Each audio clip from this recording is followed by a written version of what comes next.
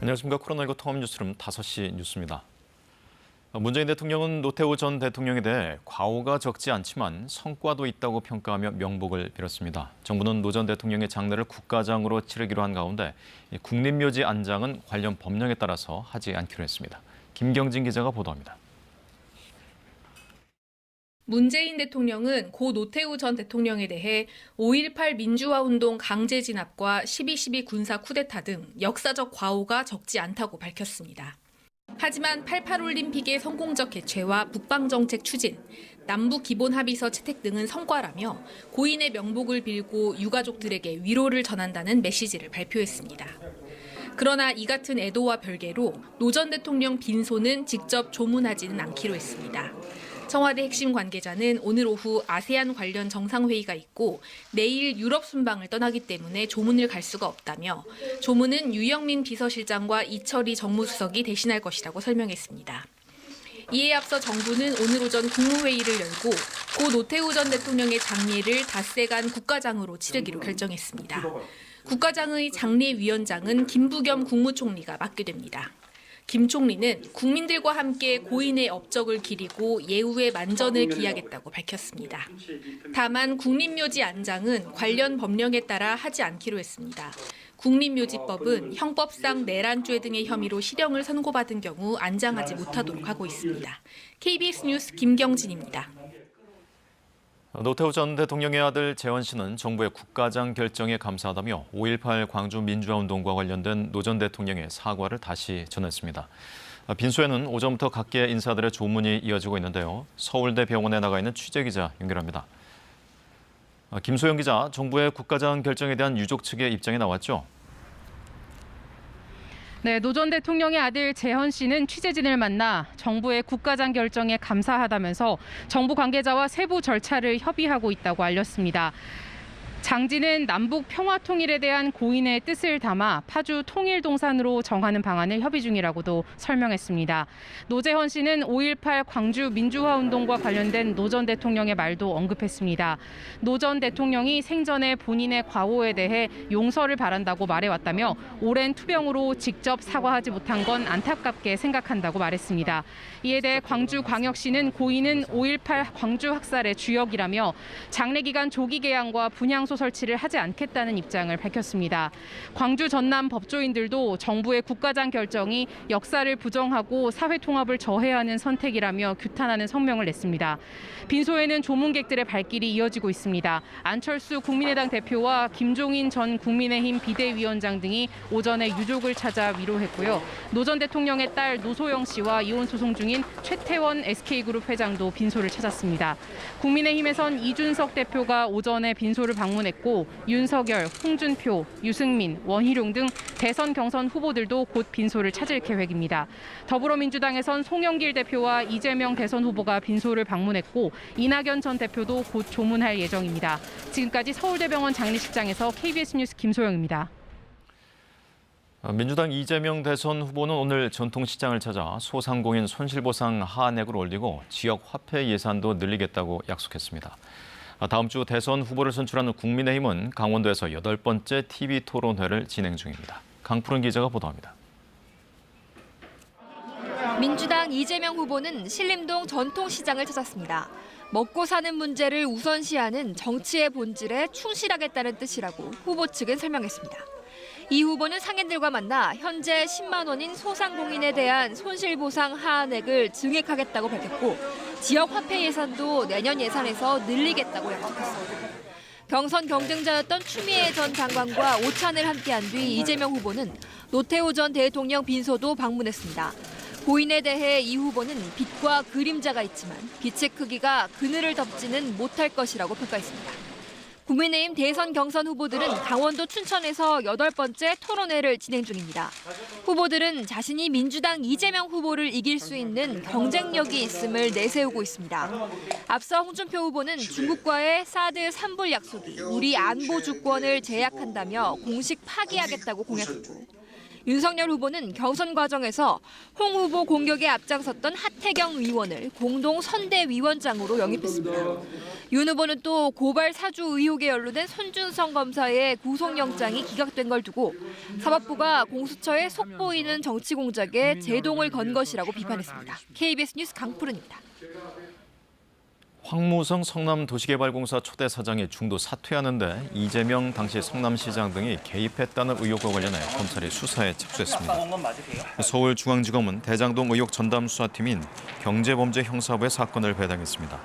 앞서 시민단체 사법시험 준비생 모임은 이재명 후보와 정진상 전 성남시 정책실장, 유동규 전 성남도시개발공사 기획본부장 등이 황 전 사장 사퇴를 압박했다며 검찰에 고발했습니다.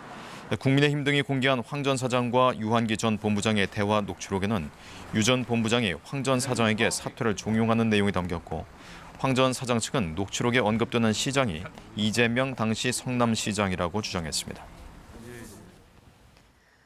코로나19 신규 확진자가 다시 2,000명 가까이 나오면서 다음 주 단계적 일상 회복을 앞두고 정부가 긴장하고 있습니다.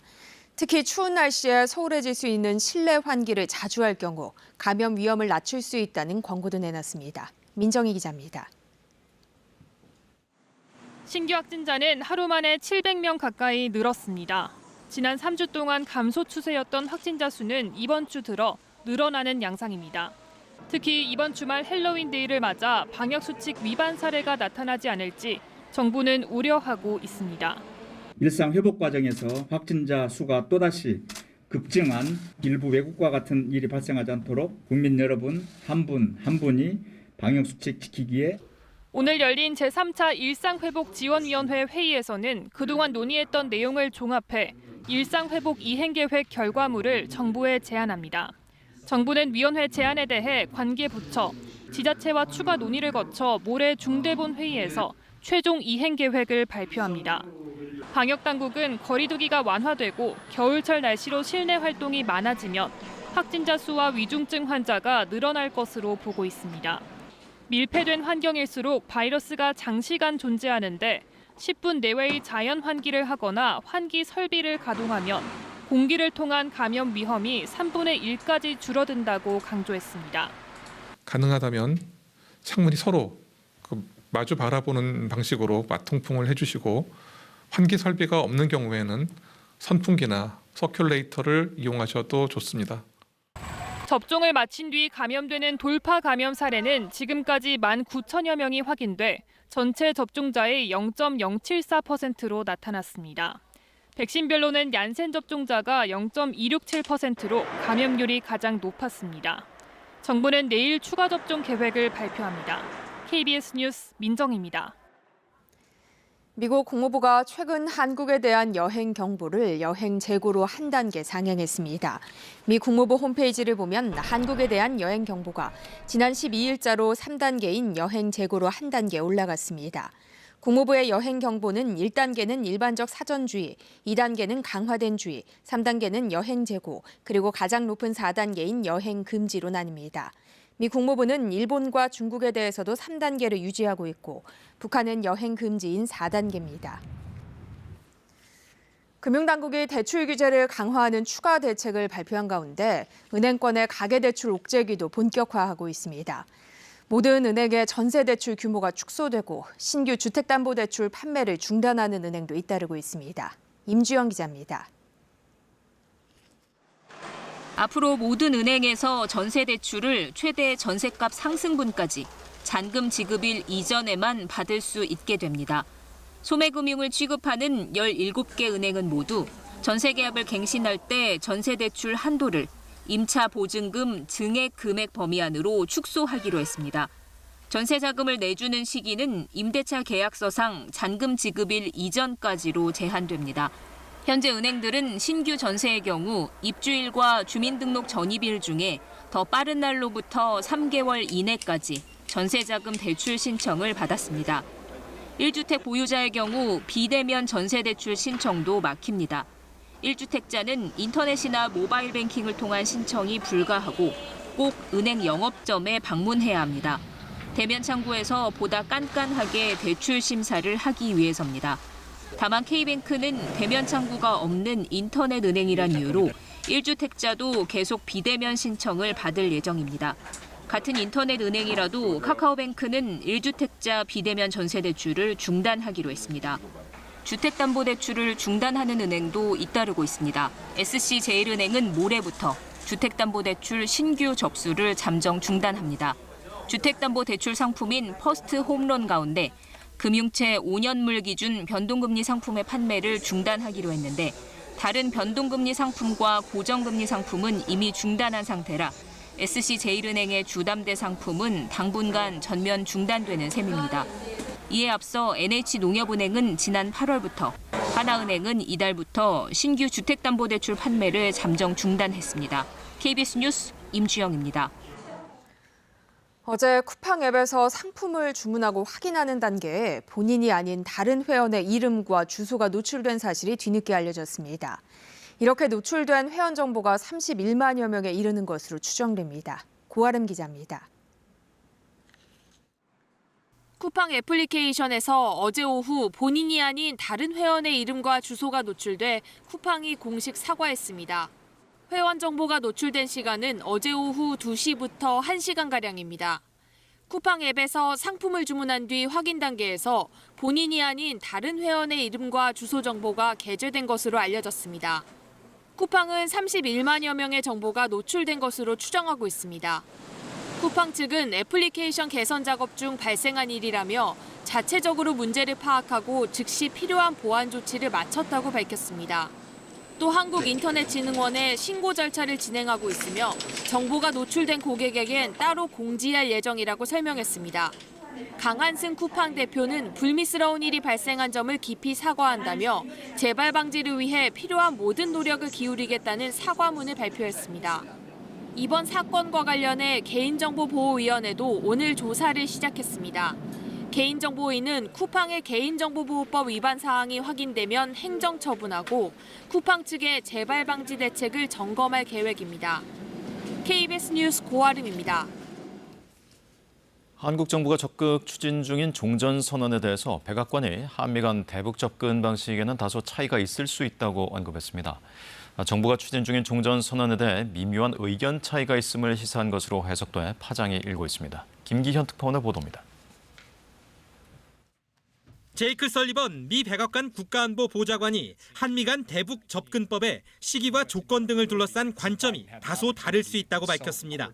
종전선언이 대북 대화를 시작하는 촉매제가 될 수 있느냐는 질문에 내놓은 답변입니다. 설리반 보좌관은 다만 한미 간의 생산적이고 건설적인 논의가 오갔다며 전략적 핵심 계획과 신념에서 근본적으로 같은 입장이라고 설명했습니다.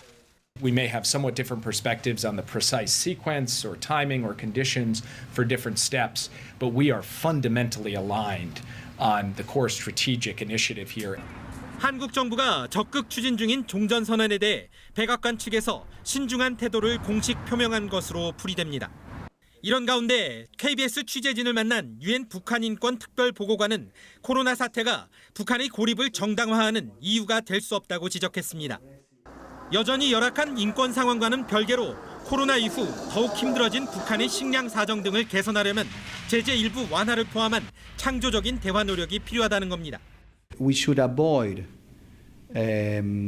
giving the North Korean hardliners the chance to use COVID-19 pandemic as an excuse to maintain the isolation of North Korea from the outside world.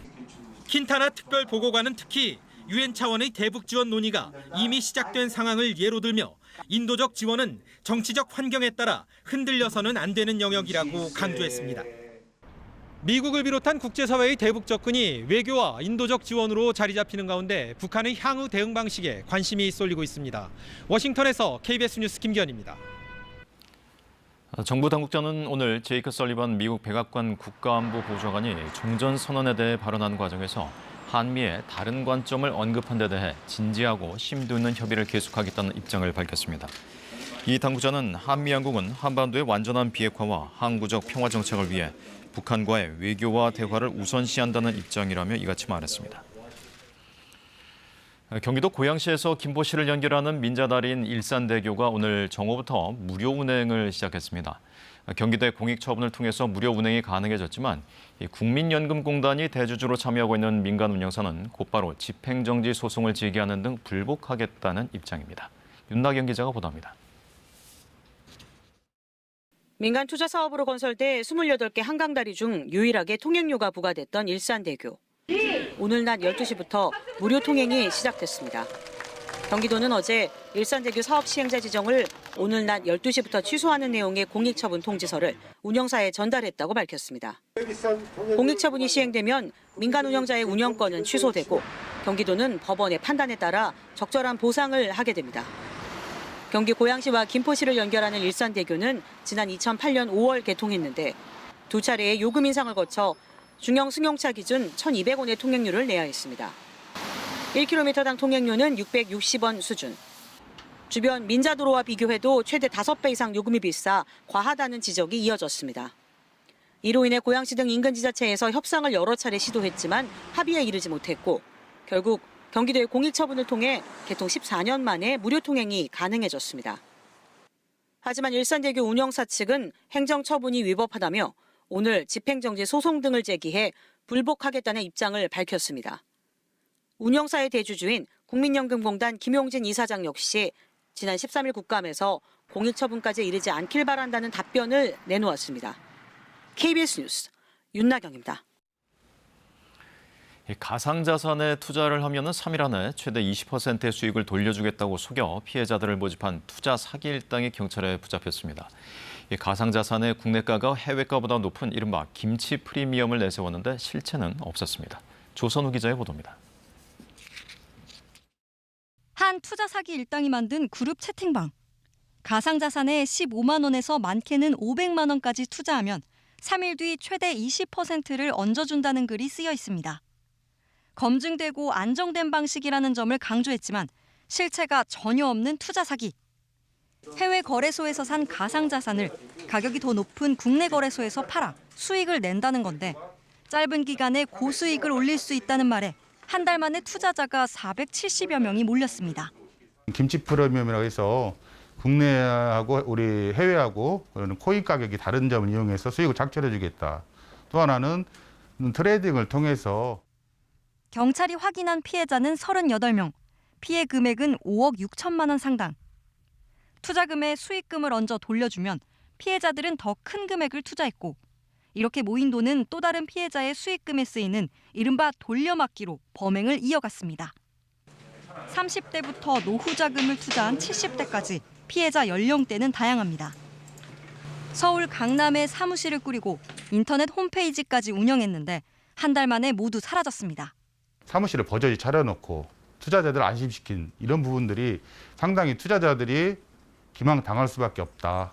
그래서 단기간에 이런 투자 수익을 경찰은 특정 경제범죄 가중처벌법상 사기 등의 혐의로 50대 남성 A씨 등 3명을 구속하고 투자금 일부를 해외 계좌에 보낸 혐의로 자금 관리책을 쫓고 있습니다.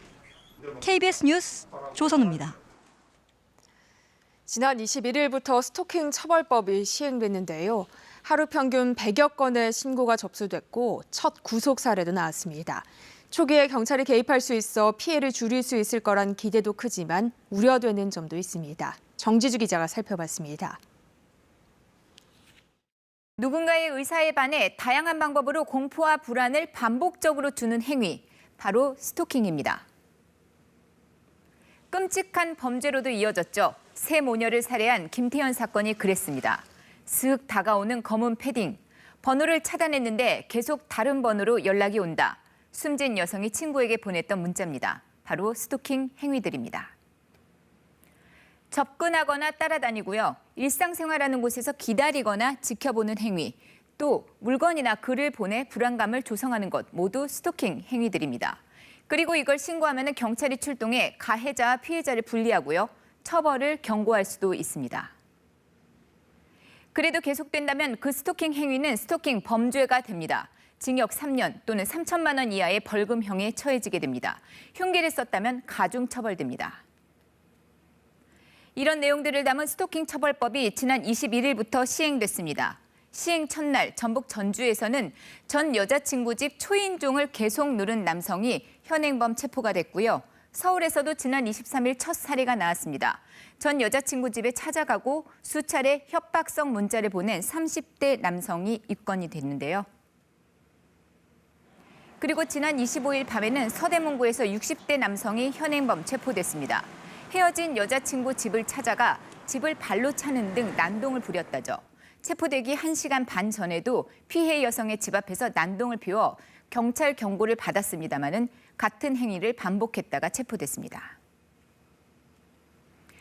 다시 만나달라면서 문자와 전화로 계속 연락한 사실도 드러났는데요. 경찰은 이 남성에게 100m 이내 접근 금지, 또 연락 금지를 명령했습니다. 긴급하다고 판단되는 경우에는 저희가 긴급 응급 조치를 하는데 사법경찰관이 직권으로 가능합니다. 초기 단계 경찰이 개입할 수 있는 거는 상당히 의미가 있죠. 첫 구속 사례도 나왔습니다. 경기도 안성에서인데요. 전 직장 동료를 스토킹한 혐의로 20대 남성이 구속됐습니다. 이 남성은 여성이 만나주지 않는다면서 신변 비관 문자를 보내고요. 그리고 여성이 새 직장까지 찾아가 주변을 서성였다죠. 그렇게 지난 21일 스토킹 처벌법 시행 후 피해 신고가 530건 정도가 접수가 됐습니다. 하루 평균 100건이 넘습니다. 그런데 올 1월부터 지난 20일까지 접수된 신고가 총 6,900여 건이거든요. 하루 평균 24건인데요. 법 시행 후에 4배 이상 늘어난 겁니다. 더 큰 범죄로 이어지는 것을 저희가 예방하고 또 더 큰 어떤 추가 피해로 이어지는 것을 차단할 수 있는 효과를 가질 것으로 예상하고 있습니다. 경찰 대응을 잠시 볼게요. 먼저 현장에 나가서 스토킹을 제지하고 처벌을 경고하는 응급 조치를 하고요. 그다음 접근 금지 명령 같은 것을 하게 됩니다. 위반 시에 과태료 처분이 있습니다. 여기에 더해서 재범이 우려가 된다면 법원의 승인을 받아서 유치장이나 구치소 유치도 가능합니다. 그런데 스토킹 행위와 스토킹 범죄를 나누는 기준이 모호합니다. 법에는 스토킹 행위가 지속되거나 반복되면 범죄라고 돼 있을 뿐 구체적인 기준이 없거든요. 그래서 경찰은 가해자와 피해자의 관계 그리고 고의성 여부 등을 종합적으로 판단합니다. 이를 위해 스토킹 신고 이력도 관리하기로 했습니다. 피해자 가족이나 지인은 보호받지 못한다는 지적도 있는데요. 이에 대해 경찰은 요청이 있으면은 별도의 신변 보호 조치가 가능하다고 밝혔습니다. 한편 스토킹 범죄는 피해자가 원치 않으면 처벌을 할 수가 없다죠. 그래서 가해자가 합의를 강요할 수 있다. 이런 우려도 있습니다. KBS 뉴스 정지주입니다. 앞으로 공무원이 음주운전으로 적발되거나 음주 측정에 응하지 않으면 최대 해임 처분까지 받게 됩니다. 인사혁신처는 이 같은 내용을 담은 공무원 징계령 시행규칙 개정안을 입법 예고한다고 밝혔습니다. 개정안에 보면 혈중 알코올 농도 0.2% 이상으로 음주운전을 하거나 음주 측정에 응하지 않으면 처음이더라도 최대 해임 처분을 받을 수 있습니다.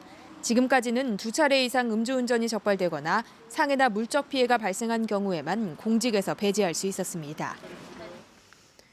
국내 연구진이 심혈관 환자 74만 명의 진료 기록을 AI에 학습시켜 미래 건강 상태를 예측해봤더니 그 정확도가 무려 90%에 이르렀습니다.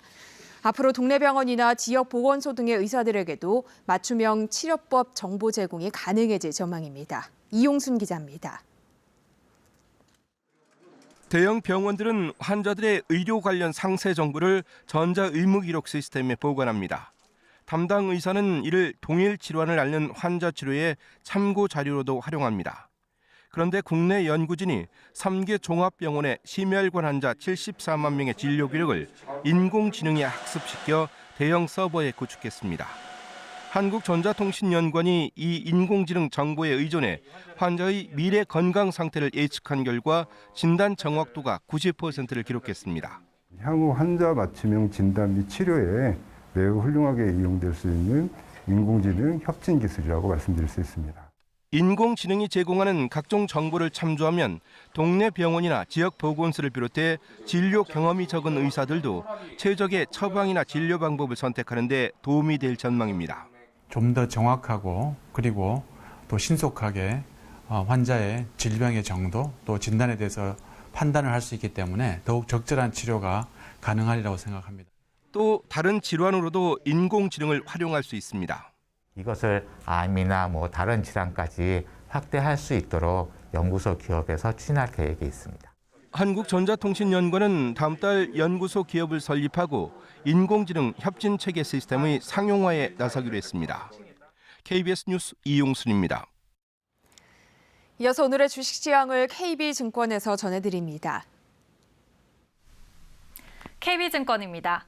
오늘 국내 증시는 양시장 파란불을 켜며 하락 마감했습니다. 코스피는 3020선으로 밀리며 하락세를 나타냈고 코스닥은 개인과 기관의 사자에도 외국인의 팔자로 내림세로 장을 마쳤습니다. 오늘 코스피는 23.59포인트 하락한 3025.49에 코스닥은 2.81포인트 내린 1008.95에 마감됐습니다. 간밤 미국 증시는 기업들의 호실적에 힘입어 사상 최고치를 경신하며 상승 마감했습니다. 코스피는 개인의 매수세에도 기관과 외국인의 매도세에 하락했습니다. 주요 업종 중 운수창고업이 가장 큰 하락률을 보인 가운데 CJ 대한통운이 약세를 보였습니다. 또한 하나금융지주가 정부의 대출 규제 강화 방안 발표로 2% 넘게 하락했고 누리호 관련 장비를 공급하는 하나에어로스페이스가 약세를 나타내며 마감했습니다. 반면 ABL바이오는 7거래일째 오르며 5%대 상승하는 흐름을 보였습니다. 카카오게임즈는 게임 소프트웨어 관련주가 상승하며 6% 넘는 오름세를 나타냈습니다. 오늘 원달러 환율은 2원 40전 오른 1,170원에 거래를 마쳤습니다. 지금까지 KB증권이었습니다. 오늘 미세먼지 때문에 대기질이 좋지 않은 곳이 있었습니다. 하지만 지금은 바람에 밀려서 대부분 지역 보통 단계를 회복했고요. 제주도에만 미세먼지 농도가 나쁨 단계를 보이고 있는데요. 내일은 대기 확산이 오늘보다 원활해지면서 전국의 미세먼지 농도 보통에서 좋음 단계를 유지하겠습니다. 다만 새벽부터 아침 사이에 내륙 곳곳에서는 안개가 짙게 끼겠습니다. 가시거리가 200m 이하로 짧아질 수 있기 때문에 교통안전에 유의하셔야겠습니다. 오전부터는 하늘이 차차 맑아지겠습니다. 오늘 아침에 중부지방을 중심으로 하늘에 구름이 많아서 대부분 10도 안팎에서 출발을 했습니다. 하지만 내일은 맑은 날씨 속에 기온이 크게 떨어지면서 아침 기온이 오늘보다 더 낮아지겠는데요. 때문에 일교차가 15도에서 많게는 20도 가까이 벌어지는 곳도 있겠습니다. 옷차림에 유의하셔야겠습니다. 내일 아침 기온 서울이 7도 등으로 오늘보다 낮겠고 낮 최고 기온은 서울, 청주, 광주 20도, 대구 21도 등으로 오늘과 비슷하거나 조금 높겠습니다. 바다의 물결은 서해와 동해상에서 높게 일겠습니다. 당분간 맑은 날씨가 계속되겠습니다. 날씨였습니다. 코로나19 통합 뉴스룸은 7시 뉴스에서 이어집니다. 시청해주신 여러분 고맙습니다.